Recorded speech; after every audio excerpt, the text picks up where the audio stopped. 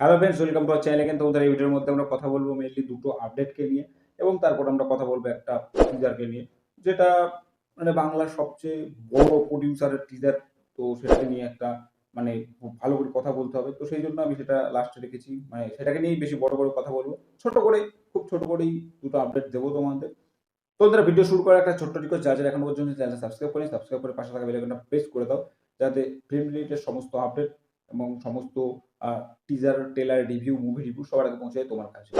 তো বন্ধুরা, প্রথম যে আপডেটটা নিয়ে কথা বলবো সেটা হচ্ছে ঋত্বিক রোশনকে নিয়ে। তো শোনা যাচ্ছে ঋত্বিকের যে ওয়ার 2 সিনেমাটা, সেখানে কিন্তু আমরা শাহরুখ খানকে দেখতে পেতে চলেছি। ইয়েস, পাঠানের কেমিও কিন্তু আমরা দেখতে পেতে চলেছি ওয়ার 2 তে। যেমনটা আমরা মানে টাইগারের ক্ষেত্রে দেখেছি, টাইগার 3 তে পাঠানের কেমিও দেখেছি, বা পাঠানে টাইগারের কেমিও দেখেছি। তো সেই রকম ভাবে কিন্তু এখানে পাঠানের একটা কেমিও ডিজাইন করা হচ্ছে। এমনটা কিন্তু লেটেস্ট আপডেট থেকে উঠে আসছে। তো যদি তেমনটা হয়, পাঠান ফ্যানদের জন্য খুবই একটা বড় আপডেট। কিন্তু আবার এটাও দেখার বিষয় যে এই মানে কেমিওটা কতটা কি হেল্প করবে। যেমনটা আমরা দেখেছি টাইগার 3 তে কিন্তু পাঠানের কেমিও খুব একটা সাহায্য করতে পারেনি বলতে পারো। তো দেখা যাক এবার ওয়ার 2 তে পাঠানের কেমিও কেমন কি হয়। তো এই সিনেমাটাকে নিয়ে আরেকটা আপডেট তোমাদের দিয়ে দিই। তো এখানে কিন্তু অ্যাকশনের যে লেভেলটা সেটা কিন্তু অনেকটা উপরে নিয়ে যাওয়ার চেষ্টা করছে ওয়াইআরএফ। শোনা যাচ্ছে কিন্তু মানে স্পাই ইউনিভার্সের মানে এতদিন আমরা যে ধরনের অ্যাকশন দেখে এসেছি, এই ওয়ার 2 র মধ্যে যে অ্যাকশন আমরা দেখতে পাবো সেটা কিন্তু সমস্ত ভিন্নধর্মী। মানে এতদিন স্পাই ইউনিভার্সে যে অ্যাকশন দেখে এসেছি, মানে সেটা থেকে কিন্তু সম্পূর্ণ আলাদা, এবং সেখান থেকে কিন্তু অনেকটা উপরে থাকতে চলেছে মানে ওয়ার 2 এর অ্যাকশন সিকোয়েন্স গুলো। এবং শোনা যাচ্ছে যে জুনিয়র এনটিআরও কিন্তু অ্যাকশন সিনের শুটিং এ কিন্তু যোগ দিয়েছে। তো দেখা যাক এবার মানে সিনেমাটা কেমন হয়। তো এরপর যে আপডেটটা নিয়ে কথা বলবো সেটাও কিন্তু ঋত্বিক রোশনকে নিয়ে।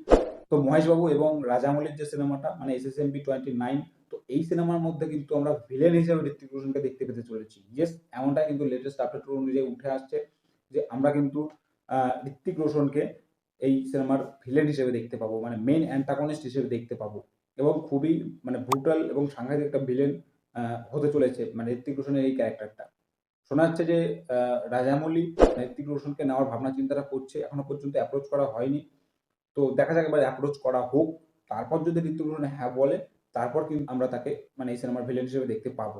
তো এখনো পর্যন্ত কিন্তু কনফার্ম কোনো আপডেট নেই যে ঋত্বিক রোশনকে ভিলেন হিসেবে দেখতে পাবো। তো যদি তেমনটা হয়, আমার মনে হয় কিন্তু খুবই ভালো একটা ব্যাপার হতে চলেছে। কারণ ঋত্বিক রোশনের যে সোয়াগ, অ্যাটিটিউড, সেটা যদি একটা ভিলেনিয়াস ক্যারেক্টারের মধ্যে দেখতে পাই, তো সেটা কিন্তু একটা আলাদাই মজার ব্যাপার হতে চলেছে। এবং মহেশ বাবুর সঙ্গে ঋত্বিক রোশনের যে ক্ল্যাশ, সেটাও কিন্তু একটা আলাদা লেভেলে হতে চলেছে। মহেশ বাবুর একটা আলাদা স্ক্রিন প্রেজেন্স আছে, ঋত্বিক রোশনের একটা আলাদা স্ক্রিন প্রেজেন্স আছে। তারা দুজন যখন মুখোমুখি আসবে, তাদের যখন ক্ল্যাশটা হবে, তো সেটা কিন্তু দেখতে খুবই ইন্টারেস্টিং হবে। তো দেখা যাক ফাইনালি আমরা ঋত্বিক রোশনকে এই সিনেমার মধ্যে অ্যান্টাগনিস্টের চরিত্রে দেখতে পাই কিনা। তো এরপর আমরা যে টিজারটাকে নিয়ে কথা বলবো সেটা কিন্তু মানে আলাদাই লেভেলের একটা টিজার। যদি তোমরা না দেখে থাকো তাহলে কি করছো? বেঁচে কেন আছো? মরে যাও। কেন বেঁচে আছো যদি এই টিজারটা তুমি না দেখে থাকো? মানে কি লেভেলের টিজার করেছে বস এটা!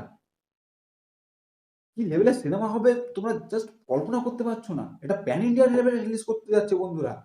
হ্যাঁ, শুধু বাংলার মধ্যে সীমাবদ্ধ নেই, এটা প্যান ইন্ডিয়া লেভেলে রিলিজ করছে। বাংলার পক্ষ থেকে মানে এত বড় একটা প্যান ইন্ডিয়া মানে প্রজেক্ট আসছে, সেটাকে তোমরা সাপোর্ট করছো না? এটা তোমাদের সবচেয়ে বড় ভুল। আরে এটাকে নিয়ে কথা বলো। সোশ্যাল মিডিয়াতে এটাকে নিয়ে কথা বলো তোমরা। কি করছো এটা? মানে প্রোডিউসার এত কষ্ট করে এত বড় একটা প্রজেক্ট নিয়ে আসার চেষ্টা করছে, সেটাকে তোমরা এরকম হেলাফেলা করে উড়িয়ে দিচ্ছ। মানে কি করছে? বাংলার কোনো মানে কমিউনিটি কেউ এটাকে নিয়ে কথাই বলছে না, আমি তো দেখেই অবাক। বাংলার সবসময় আমরা বলি যে বাংলা সিনেমার পাশে দাঁড়াও, বাংলা সিনেমার পাশে দাঁড়াও। কিন্তু এটার পাশে কে দাঁড়াবে? কে দাঁড়াবে এটার পাশে? কেউ দাঁড়াবে না। কেন দাঁড়াবে? এ ছেলেখেলা হচ্ছে। বাংলা ইন্ডাস্ট্রিকে কোথায় নামাচ্ছে? কোথায় নামাচ্ছে সেই ইন্ডাস্ট্রিটাকে? যতভাবে কথা বলবো না, কথা বলবো না, কিন্তু কথা বলতেই হবে। মানে এমন কিছু কার্যকলাপ আমরা দেখতে পাই, এগুলো নিয়ে কথা না বললে তো থাকা যাচ্ছে না আর। একটা টিজার বানিয়েছে, তার মধ্যে সাউথের একটা টিজারের মানে পুরো কপি পেস্ট করেছে। মানে কেউ একটা সিনেমা বানাচ্ছে, তার মধ্যে অন্য কোনো সিনেমার সিন কি করে আসতে পারে? মানে এটা কি ছেলে খেলা হচ্ছে? প্রশান্ত নীলের প্রেজেন্ট করা একটা সিনেমা 'বাঘিরা', তার টিজার থেকে সিনগুলো নিয়ে কেটে, কেটে একদম সেম টু সেম বসিয়ে দেওয়া হয়েছে। আবার দিনের পর দিন একেকটা করে হিরো লঞ্চ হচ্ছে। যা ইচ্ছা তাই শুরু করেছে। এর যে কার্যকলাপ সেটা দেখে আমাদের হাসি পাচ্ছে। ভাই প্লিজ বন্ধ করো, তোমার হাত জোর করে আমি রিকোয়েস্ট করছি ভাই, আর এসব বানিও না, প্লিজ বন্ধ করো এবার, আর নেওয়া যাচ্ছে না। এর আগেও যে টিজারটা এনেছিল সেখানে স্টক ফুটেজে ভর্তি। এই যে টিজারটা এনেছে তার মধ্যে সাউথের বাঘিরার যে টিজারটা, সেখান থেকে পুরো কপি পেস্ট করে সেই টিজারটা বানানো হয়েছে। আর সিনেমা তো বানিয়েই যাচ্ছে, একসঙ্গে কটা পার্ট রিলিজ করবে ভাই, একসঙ্গে 5টা পার্ট রিলিজ করবে।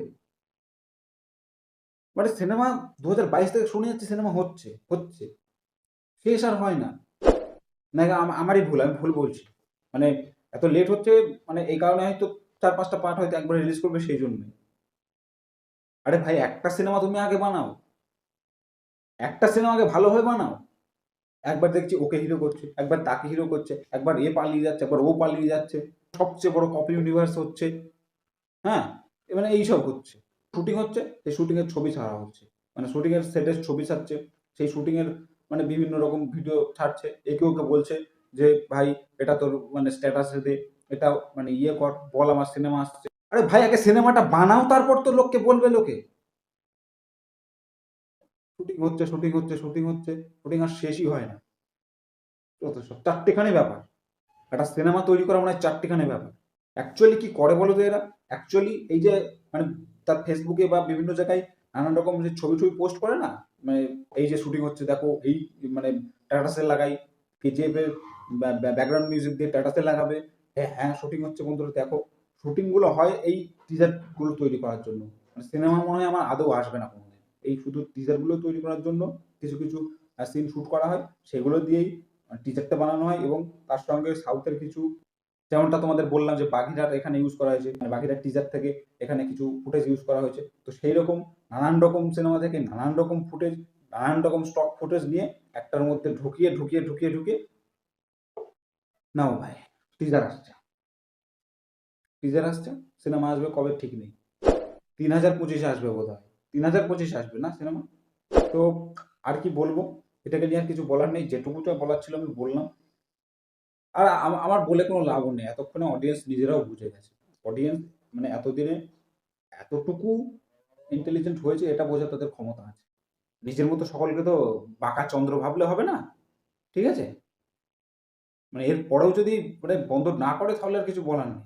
মানে আর কি বলা যায়? আর কিভাবে বলা যায়?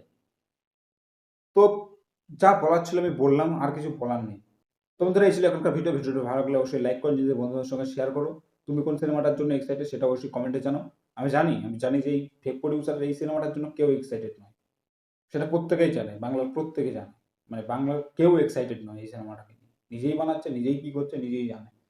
তো আমাদের চ্যানেল নতুন থাকলে অবশ্যই চ্যানেলটা সাবস্ক্রাইব করো। দেখা হচ্ছে নেক্সট ভিডিওতে। এখন পর্যন্ত বাই।